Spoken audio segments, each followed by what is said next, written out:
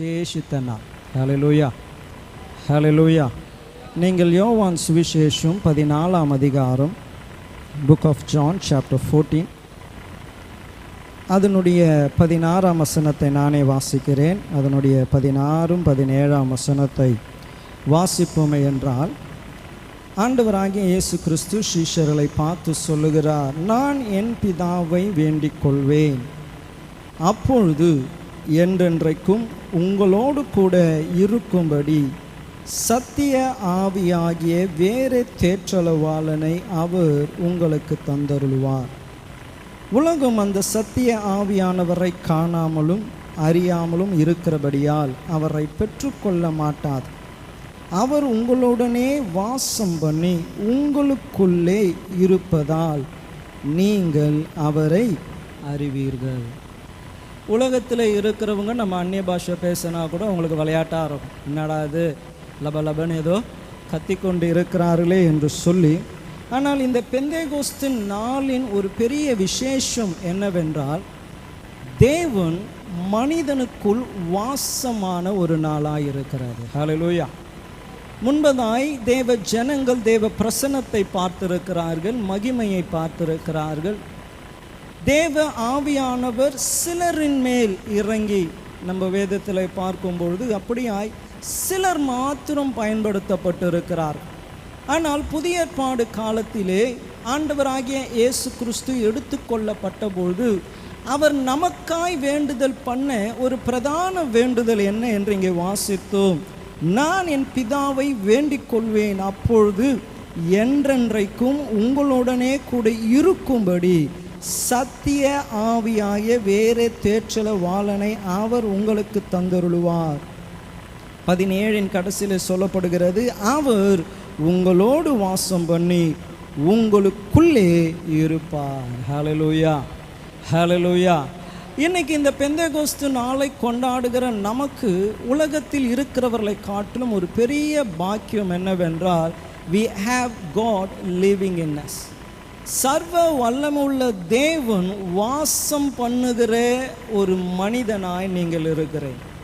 எல்லாருக்கும் இந்த பாக்கியம் இல்லை. உலகத்தில் கோடி கோடியான பணம் அவர்களுக்கு இருக்கும், பொருள் அவர்களுக்கு இருக்கும், மேன்மைகள் ஸ்தானங்கள் இருக்கும். ஆனால் இல்லாத ஒரு ஸ்தானம் என்னவென்றால், கடவுள் அவர்களுக்குள்ளே தங்கி இருப்பார். அப்போ இந்த ஆவியானவர், இந்த அபிஷேகம் என்று சொல்லும்போது ரொம்ப முக்கியமான காரியம். ஒரு 3 காரியத்தை நான் சொல்ல விரும்புகிறேன்.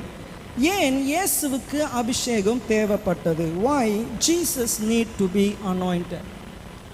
அவர் கடவுள் தானே, அவருக்கு ஏன் அபிஷேகம்? அவர் தேவகுமாரன் தானே, அவருக்கு ஏன் அபிஷேகம் என்று சொல்லும்பொழுது, யோவான் சுவிசேஷம் 1ஆம் அதிகாரம் 33ஆம் வசனத்திலே யோவான் ஸ்தானகனி விதமாய் சொல்லுகிறார், நானும் இவரை அறியாதிருந்தேன், ஆனாலும் ஜனத்தினால் ஞானஸ்தானம் கொடுக்கும்படி என்னை அனுப்பினவர் ஆவியானவர் இறங்கி யார் மேல் தங்குவதை நீ காண்பாயோ அவரே பரிசுத்த ஆவியினால் ஞானஸ்தானம் கொடுக்கிறவர் என்று எனக்கு சொல்லியிருந்தார்.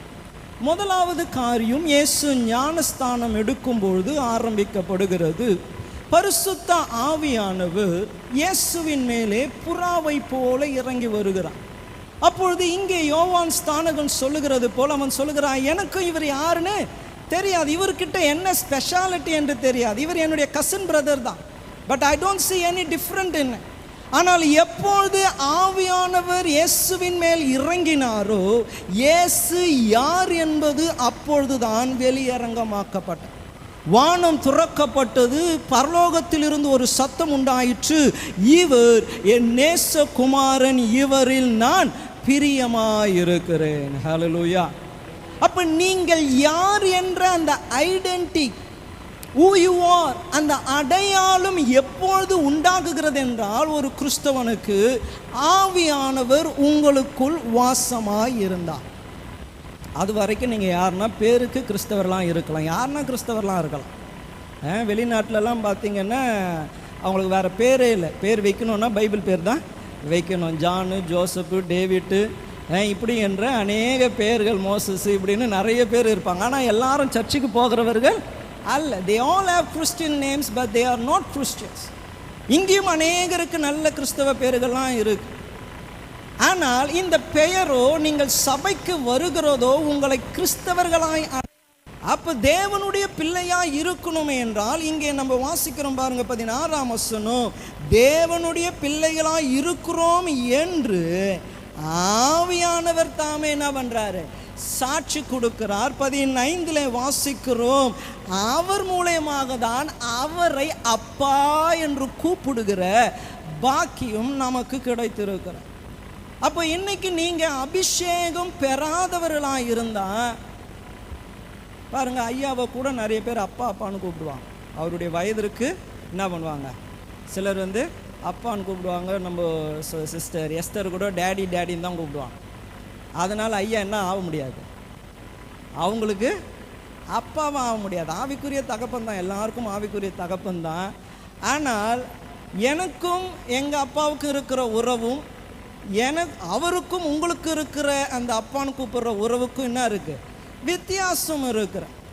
அப்போ நீங்கள் ஏசப்பா ஏசப்பா என்னலாம், ஆனால் ஆவியானவர் உங்களுக்குள் இருந்தால்தான் நீங்கள் யார் என்று வேதம் சொல்லுகிறது, இயேசுவோடு கூட உடன் சுதந்திரவாளிகளாயிருக்கிறோம். எப்படி இருக்கிறோமா, you are as with God, தேவனுடைய வாரிசாய் இயேசு கிறிஸ்துவோடு உடன் வாரிசாயிருக்கிறோம். அந்த பிதாவுக்குரிய எல்லாவற்றுக்கும் உரிய அந்த ஆளுகை எப்பொழுது வருகிறது என்றால் நீங்கள் தேவ பிள்ளையாய் இருந்தார். பாருங்க, பிசாசை பார்த்தா சிலருக்கு பயம். ஏன் பயம்? ஏசப்பா பிசாசை பார்த்து பயப்படுவாரா? லூசிஃபரை உண்டாக்கினது தேவனாய் இருக்கிறபடினால இங்கே வேலை செய்கிற ஒருத்தரை பார்த்து நான் பயப்பட மாட்டேன். அப்படி தானே? நீங்கள் கூட உள்ள வர சொல்ல, நில்லுங்க ஏன் உள்ள வரீங்க அப்படின்னா உடனே நீங்கள் என்ன பண்ணுவீங்க, நின்று அவங்க கேட்குற கேள்விக்கு பதில் சொல்வீங்க. ஆனால் இங்கே இருக்கிற ஒருத்தர் என்ன பார்த்து நில்லுங்க ஏன் உள்ள வரீங்கன்னு கேட்டால் என்ன சொல்லுவேன், டேய் போடா ஓரமா சொல்லணும்னா சொல்ல மாட்டான். நீ யாரா என்ன நிறுத்துறதுக்கு, உனக்கு யார் இங்கே கொடுத்து, நாலுலேருந்து வேலைக்கு வராத சொன்ன திரும்பி பேச அவனுக்கு என்ன இல்லை.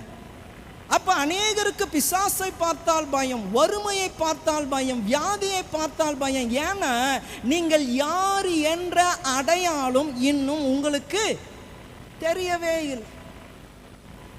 அந்த அடையாளம் எப்பொழுது வறுமை என்றால், பரிசுத்த ஆவியானவர் உங்களுக்குள் வாசமாயிருந்தால் அவர் ஒரு கான்ஃபிடென்ட்டை கொடுக்கிறார். You are not an ordinary person, you are God's son. நீங்கள் தேவனுடைய புத்திரர்களாய் இருக்கிறீர்கள். ஹல்லேலூயா. அப்போ நீங்கள் அபிஷேகம் பெறலைன்னா பயப்படுறதுக்கு நிறைய இருக்கு. 6ஆம் அதிகாரத்திலே பார்க்கிறோம், சாமுவேல் தீர்க்கதரிசி தாவீதை அபிஷேகம் பண்ணின போது அந்த நாள் தொடங்கி from that day onwards கர்த்தருடைய ஆவியானவர் தாவீதின் மேல் தங்கியிருந்தபடினாலே எல்லாரும் பயந்த அந்த கோலியாத்தை பார்த்து தாவீதுக்கு பயம் இல்லை. ஏன்னா அவனுக்கு தெரியும் நான் யாரு. he knows his identity. அவனுடைய அடையாளம் என்ன என்று தெரிந்திருக்கிறபடினால் ராஜா பயந்தார், போர் வீரர்கள் பயந்தார்கள், கவசம் இருக்கிறவங்க பயந்தாங்க. ஆனால் இவன் பயப்பட வேண்டிய அவசியம் இல்லை. இன்னைக்கு பக்கத்தில் இருக்கிறவங்க இருமுனா போதும், நம்மளுக்கு என்ன வந்துடுது,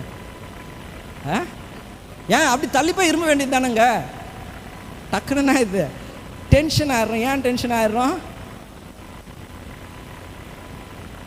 பயம் வந்தது. என்ன வந்தது?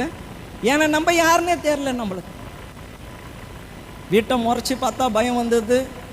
வீட்டில் போட்ட துணி திடீர்னு நம்ம திரும்பத்துக்குள்ளே அதுவாக காற்றுல கீழே வந்துருக்கோம். உடனே ஏதோ ஒரு ஆவி வீட்டுக்குள்ளே என்ன பண்ணுது, சுற்றி கொண்டே இருக்கு, ஏதோ ஒன்று நடந்துக்கினே இருக்கு. பயம். ஏன் பயம் என்றால் நீங்கள் யாருன்னு ஒன்றும் தெரியவே இல்லை. வேதம் சொல்லுகிறது பாருங்க, இஸ்ரவேலுக்கு விரோதமாய் மந்திரவாதமும் இல்லை, குறி சொல்லுதும் இல்லை, எழும்பும் எந்த ஆயுதமும் வாய்க்காமல் போகும்.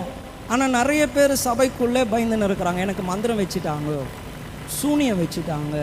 என் வீட்டில் அடிக்கடி இது நடக்க காரணம் ஏன் தெரியுங்களா? ஒன்றும் நீங்கள் யாருன்னு உங்களுக்கு தெரியல. அப்போ இன்று நான் உங்களை உற்சாகப்படுத்த விரும்புகிற முதல் காரியம், even Jesus was known to the world as the Son of God only when he was baptized with the Spirit of God. தேவ ஆவியினால் அவர் நிரப்பப்பட்ட பொழுதுதான் அவருக்காய் வானம் துறக்கப்பட்டு அங்கே இருந்து ஒரு சத்தம் உண்டாயிற்று, இவர் என் நேசகுமார். 30 வருஷமாக இருந்தார். ஆனால் ஐடென்டிட்டி எப்போ வந்தது என்றால் அபிஷேகம் வந்த பிறகு. இன்னைக்கு ஒருவேளை நீங்கள் அபிஷேகத்தை பெறாமல் இருப்பீர்களே என்றால் என்ன அர்த்தம்? நீங்கள் இன்னும் யார் இல்லை. அப்போ ஏன் அபிஷேகத்தை பெற வேண்டும் என்றால் அப்போ தான் நீங்கள் தேவ பிள்ளைகள் என்ற அடையாளம். நம்மளுக்கு தெரிஞ்ச வசனம் தான் கலாத்தியர் 5:22 வாசிக்கிறோம். 22, 23 ஆவியின் கனிகளோ அன்பு, சந்தோஷம், சமாதானம் அப்படி என்று 9 விதமான கனிகளை நம்ம வாசிக்கிறோம். தேவ சுபாவங்கள் நம்மளுடைய வாழ்க்கையில் வரும். நீங்கள் யாத்திராகமும் 34:6 வாசிப்பீர்கள் என்றால் அங்கே தேவ சுபாவத்தை குறித்து சொல்லப்படுகிறது. கர்த்தர் அவனுக்கு முன்பதாய் கடந்து போகும்போது கர்த்தர் இரக்கமும் கிருபையும் நீடிய சாந்தமும் மகா தயவும் சத்தியம் உள்ள தேவன் என்று சொல்லி, இந்த same kind how God is, தேவன் எப்படி இருக்கிறாரோ அப்படியே நீங்களும் என்ன பண்ணப்படுறீங்க, மாற்றப்படுகிறீர்கள். எப்பொழுது என்றால் தேவ ஆவியானவர் உங்களுக்குள்ளே வாசமாக அப்போ இல்லை என்றால் கோபம் வரும், எரிச்சல் வரும், டென்ஷன் ஆகும், மன்னிக்க முடியாது, இச்சையான காரியங்கள் நம்மை மேற்கொள்ளும். காரணம் என்னவென்றால் மாம்சத்தின்படி சிந்திக்கிறவன் மாம்சத்திற்கு ஏற்றபடி செய்கிறான், ஆவின்படி சிந்திக்கிறவனோ ஆவின்படி செய்கிறான். மாம்ச சிந்தை தேவனுக்கு விரோதமான பகை, ஆவின் சிந்தையோ ஜீவன் என்று வாசிக்கிறோம். ஹல்லேலூயா, ஹல்லேலூயா. அப்போ பாவத்தை மேற்கொள்ள முடியவில்லை. நம்மளுடைய சூழ்நிலைகளை பார்த்து பயம், கலக்கம் இவைகள் எல்லாம் கடந்து வர்ற காரணம் என்னவென்றால் தேவ ஆவியானவர் எங்கே இல்லை, நமக்குள்ளே வாசமாயில்லை. ஆகவே ஆவியானவர் வரும்பொழுது சத்துருவை மேற்கொள்ளக்கூடிய பலனை நமக்கு கொடுக்கிறார். மத்தேயு சுவிசேஷம் 12:28 நான் தேவனுடைய ஆவியினாலே பிசாசை துரத்துகிறபடினாலே. இங்கே அங்கே இயேசு எப்படி பிசாசை துரத்துகிறார் என்று சிலர் சொல்லுகிறாங்க. நீ பெல்ஷபாவின் ஆவினாலே பிசாசை துரத்துகிறான் என்று சொல்லும்போது இயேசு அவர்களிடத்தில் சொல்லுகிறார், இல்லை அப்படி இல்லை. அவர் சொல்லுகிறார், நான் தேவனுடைய ஆவினாலே பிசாசுகளை துரத்துகிறபடினாலே தேவனுடைய ராஜ்யம் உங்களிடத்திலே வந்திருக்கிறது. இன்னும் மத்திய சுவிசேஷம் 4 உங்களுக்கு தெரிஞ்சது தான், பிசாசினாலே சோதிக்கப்படும்படி பரிசுத்த ஆவியானவர் இயேசுவை வனாந்திரத்திற்கு கொண்டு போகிறார். அப்ப இயேசுனுடைய ஊழியத்தின் ஆரம்ப ஜெயத்தோடு கூட இயேசு ஊழியங்களை செய்ய இனி வரட்டும். பிசாசானவன் எப்படிப்பட்ட சோதனையை கொண்டு வரட்டும், எப்படிப்பட்ட தீமைகளை நடப்பிக்கட்டும், ஆனால் அவனை என்னால் ஜெயிக்க முடியும் என்பதை ஆரம்பத்திலேயே ஆவியானவர் இயேசுவை வனாந்திரத்திற்கு கொண்டு போய் பிசாசினால் 40 நாள் இரவும் பகலும் சோதிக்கும்படியாய் கொண்டு போனார். இன்று கூட நான் உற்சாகப்படுத்த விரும்புகிற காரியம், சத்துருவை மேற்கொள்ளணும்னா ஆவின் அபிஷேகம் ரொம்ப ரொம்ப ரொம்ப அவசியம். சத்துருவை மேற்கொள்ளணும்னா ஆவியானவரின் அபிஷேகம் ரொம்ப அவசியம். இன்னைக்கு நிறைய சூழ்நிலைகளிலே பிசாசு தான் நம்மளை என்ன பண்ணுறான், மேற்கொள்ள. நிறைய இடங்களிலே நம்ம பயந்தே வாழ்ந்து கொண்டு இருக்கோம். தேவ பிள்ளைகளாய் நம்மை விளங்க செய்யவே முடியல. ஏதோ ஒரு கலக்கம். பாருங்க, பிசாசானவன் பல வகைகளில் நம்ம நினைக்கிறது போல 2 கொம்பை வச்சு நாக்கை நீட்டிக்கின்னு நிற்போம் என்றால் நம்ம எல்லாருமே வீரர்களாக ஆகிடுவோம். ஒன்றை தொடப்பக்கட்டை எடுத்து இப்போ பிசாசு ஏசி நாமத்தில். ஆனால் அவன் அப்படி வருகிறது இல்லை, தந்திரமாய் வருகிறான். நம்மளுடைய சிந்தனைகளிலே தீமைகளை விதைக்கிறான், பயங்களை விதைக்கிறான், தேவனை நம்பக்கூடாதபடி அவிசுவாசங்களை விதைக்கிறான். பலமாய் இருந்தோம், தேவனுக்கென்று செய்ய வேண்டும் என்று வைராக்கியம் இருந்தது. இன்னைக்கு அந்த வைராக்கியங்கள் எல்லாம் தகர்த்து போட்டு மன சஞ்சலங்களையும் கலக்கங்களையும் உண்டாக்கி நம்மை ஒடுக்கி வைத்திருக்கிறான். இன்னைக்கு அவனை மேற்கொள்ள வேண்டுமே என்றால் பரிசுத்த ஆவியின் அபிஷேகம் மிகவும் அவசியம். இயேசு அப்படிதான் ஜெயித்தார். தேவ ஆவியின் நிறைவினாலே பிசாசினுடைய ஒவ்வொரு கிரியைகளையும் அவர் ஜெயித்தார். அப்போஸ்தலர் நடபடிகள் 10:38 நமக்கு தெரிஞ்சுதான். பிதாவாகிய தேவன் குமாரனாகிய இயேசுவை பரிசுத்த ஆவியினாலும் வல்லமையினாலும் நிரப்பினபடியினார் கூட இருந்தபடியால் அவர் நன்மை செய்கிறவராயும் பிசாசின் வல்லமையில் அகப்பட்ட யாவரையும் குணமாக்குகிறவராயும் சுற்றி திரிந்தார். எப்பொழுது?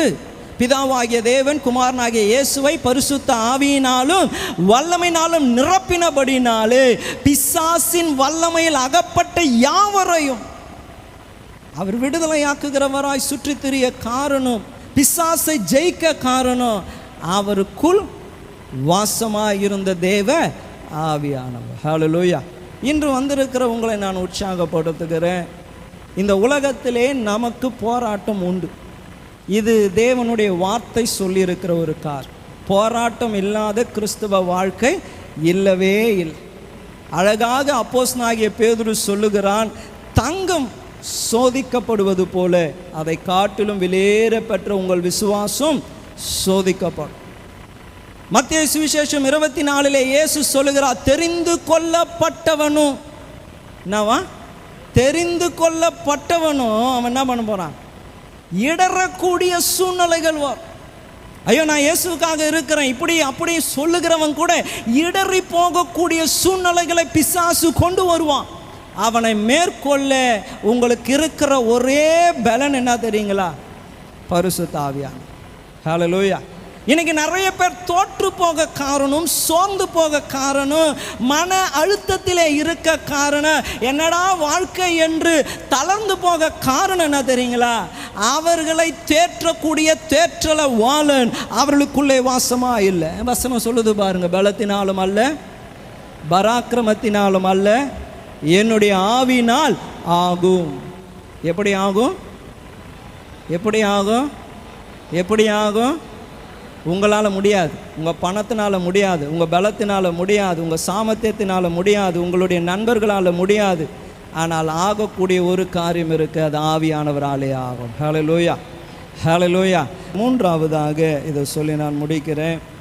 பரிசுத்த ஆவியானவர் உங்களுக்குள் இருக்கும்போது ஐயா சொன்னது போல அந்த பரலோக ராஜ்யத்திற்கு உங்களை ஆயத்தப்படுத்துகிறவராக இருக்கிற. நம்ம ஏற்கனவே வாசித்தோம், எபேசியர் 1:14 சொல்லப்படுகிறது, அவருக்கு சொந்தமானவர்கள் அவருடைய மகிமையின் புகழ்ச்சியாய் மீட்கப்படுவார்கள் என்பதற்கு ஆவியானவர் நம்முடைய சுதந்திரத்தின் அச்சாரமாயிருக்கிறார். ஆவியானவர் தான் நீங்கள் பரலோகத்திற்கு போவீர்கள் என்பதின் அடையாளம்.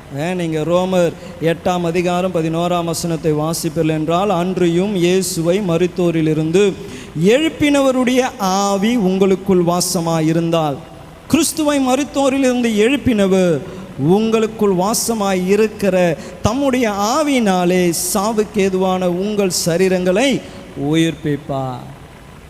கண் சிமிட்டுகிற நேரத்திலே மறுரூபமாக்கப்படுவோம் என்றால் எப்படி என்று வேதம் இங்கே சொல்லுகிறது. உங்களுக்குள் இருக்கிற ஆவியானவர், உங்களுக்குள் இருக்கிற ஆவியானவர். அப்போ பாருங்க, அபிஷேகம் ரொம்ப ரொம்ப ரொம்ப அவசியம். ஊயுவா பிசாசுக்கு தெரியணும் நீங்கள் யார் என்று. இவனை தொட முடியாது, இவன் குடும்பத்துக்கிட்ட வர முடியாது, இவனை மேற்கொள்ள முடியாது, எப்படி தான் பிரச்சனைகளை கொண்டு வந்தாலும் இவன் தேவனுடைய பிள்ளை அப்படி என்று நீங்கள் யார் என்ற ஐடென்டிட்டி அவனுக்கு தெரிஞ்சிருக்கும், உங்களுக்கு தெரிஞ்சிருக்கும். உங்கள் காலில் இருக்கிற மண் எடுத்துன்னு போனாலும் சரி, உங்கள் தலைமுடி எடுத்துன்னு போனாலும் சரி, வீட்டு வாசலில் எலுமிச்சப்பழமும் முட்டையும் வச்சாலும் சரி, ஒரு லைம் ஜூஸுக்கும் ஒரு ஆம்லேட்டுக்கும் கர்த்தர் எனக்கு ஆயத்தப்படுத்தினார் என்று சொல்லி எடுத்து ஒரு லைம் ஜூஸை குடித்து ஒரு முட்டை ஆம்லேட் போட்டு சாப்பிட்டு ஏப்ப விட்டு, ஆண்டவரே முட்டையும் லெமனையும் குத்துறதுக்காய் சோதரோன்னு சொல்லணும். அதை விட்டுட்டு அதை ஃபோட்டோ எடுத்து ஃபேஸ்புக்கில் போட்டுவிட்டு எங்கள் வீட்டு வாசலில் இப்படி வச்சுட்டாங்க ஐயா, வந்து எடுத்து போடுங்க, 10 நாள் ஜாம் பண்ணலாம், வெளியில் இருந்து தீர்க்கதரிசியை கூட்டின்னு வரலாம், உபவாசம் இருக்கலான்னீங்கன்னா நீங்கள் யார் என்று உங்களுக்கு தெரியவே இல்லை. ஹல்லேலூயா. உங்களுக்கு தெரிஞ்ச சம்பவம் தான், பிசாசு பிடித்த ஒருவன் இயேசுவின் இடத்துல வந்தான். அவன் தன் சரீரத்தை காயப்படுத்தி கொண்டவன். வேதம் சொல்லுகிறது, சங்கிலிகளினால் கட்டியும் அவன் என்ன பண்ண முடியாது.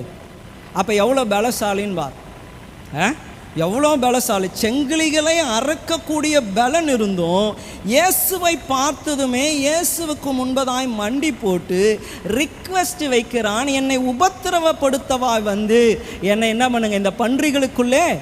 பிசாசுனுடைய வேல்யூ அவ்வளவுதான். அவன் வந்து தேவ ஆவி உடைய இயேசுவுக்கு முன்பதாய் மண்டியிட்டு அவன் சொல்லுகிறான், என்னை போக விட்டுருங்க. நான் சொல்கிறேன், பார்த்ததுமே கூட ஓடி போல வந்து பர்மிஷன் கேட்டுன்னு தான் போகிறான். ஐயோ இயேசு இருக்கிறாரு, நான் நேராக பண்ணிக்குள்ளே போயிடுவேன் அப்படி என்றல்ல, தேவன் அவனுக்கு சொல்லணும் போ. அந்த வார்த்தைக்காக என்ன பண்ணுறான்? வெயிட் பண்ணுறான். நீங்கள் அப்படிப்பட்டவர்களாக இருக்கிறீங்க. எனக்கு அப்படிப்பட்ட நீங்கள் அந்த லெவல்ல இருந்து கீழே இறங்காதபடி தேவ ஆவின் அபிஷேகத்தினால் நிறையப்பட உங்களை உற்சாகப்படுத்துகிறேன்.